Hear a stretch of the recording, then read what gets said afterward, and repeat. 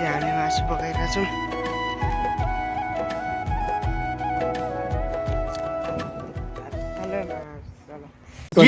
के बोले भाइ? अब के बोले?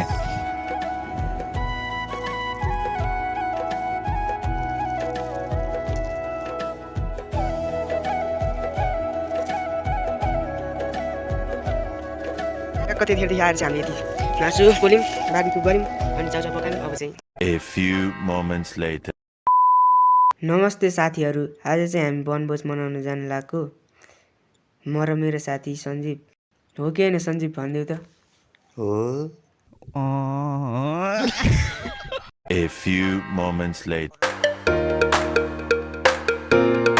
यता त गाउँबारी रहेछ, अब माथि जाउँ।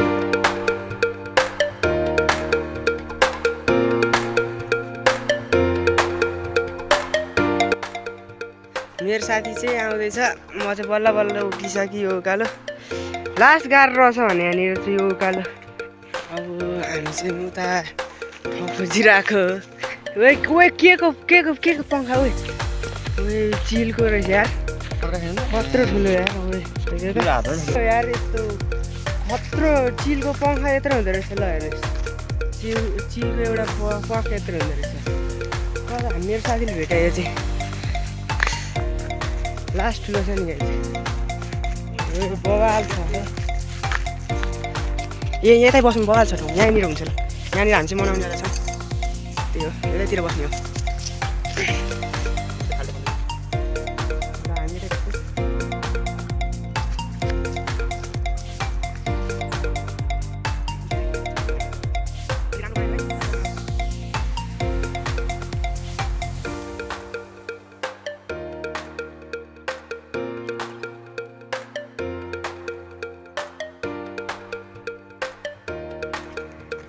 निगालो भन्ने एउटा उस छ, त्यसले चाहिँ मासु गर्नुको लागि काटेर लिएर आउँछु म।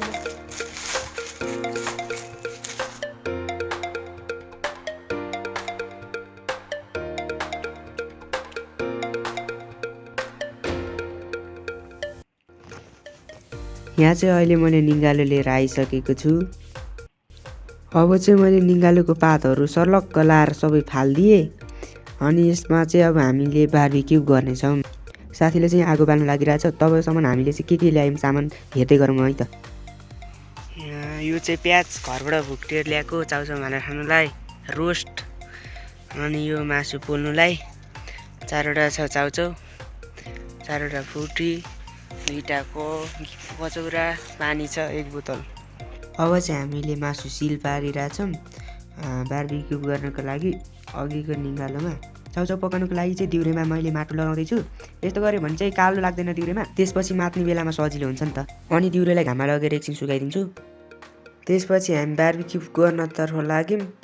मासु चाहिँ बवाल देखिरहेको थियो, खतरा, मुखबाट पानी नै आउला जस्तो भइरहेको थियो। आगो चाहिँ हामीले कोइलाले मात्र पकाउनु लाग्यो। अघि चाहिँ एउटा चाहिँ त्यहाँ चाहिँ त्यो आगोको रापले गरेर धुवाँ लाग्यो। यसमा त्यो भएर अब कोइलाले मात्र पकाउनु लाग्यो। लास्टै अलिक तितो हुन्छ क्या त्यो धुवाँ लागिसकेपछि चाहिँ। अब त्यही भएर हामीले अलिक कोइला मात्रले तताएर पकाउनु लागिरहेछौँ। आज चाउचाउ पकाउनु लाग्यो, पानी तातिरहेको छ। यहाँ चाहिँ गाइस म आगो फुकिरहेको थिएँ होइन, आगोको त्यो हुर्काले नै गाला पोल्दिरह्यो भने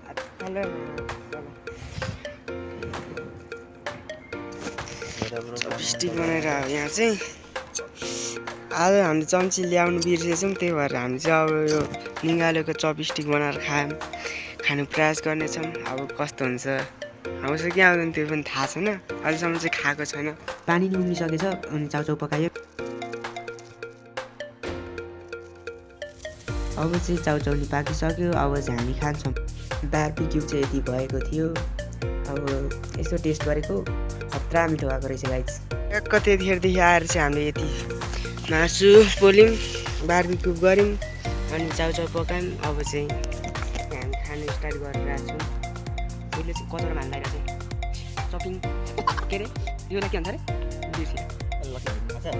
चपस्टिकले हामी फ्राइस गरिरहेको छ। पहिलो टाइम चपस्टिकले खाएको भएर होला, चपस्टिकले मासु पनि समात्न सकेन। बल्ल तल्ल एउटा समातेर खाएको, अनि त्यसपछि त अलिअलि आयो। एक बाइट खानु पर्यो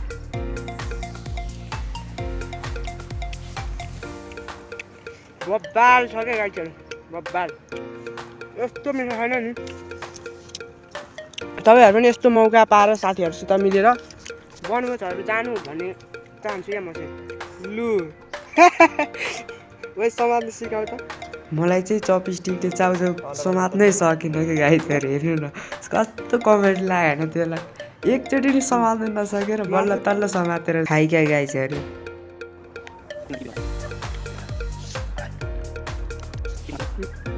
हामी चाहिँ अब फुटी खाएर घरतिर जाने हो सबैलाई भिडियो मन पर्यो भने लाइक एन्ड सब्सक्राइब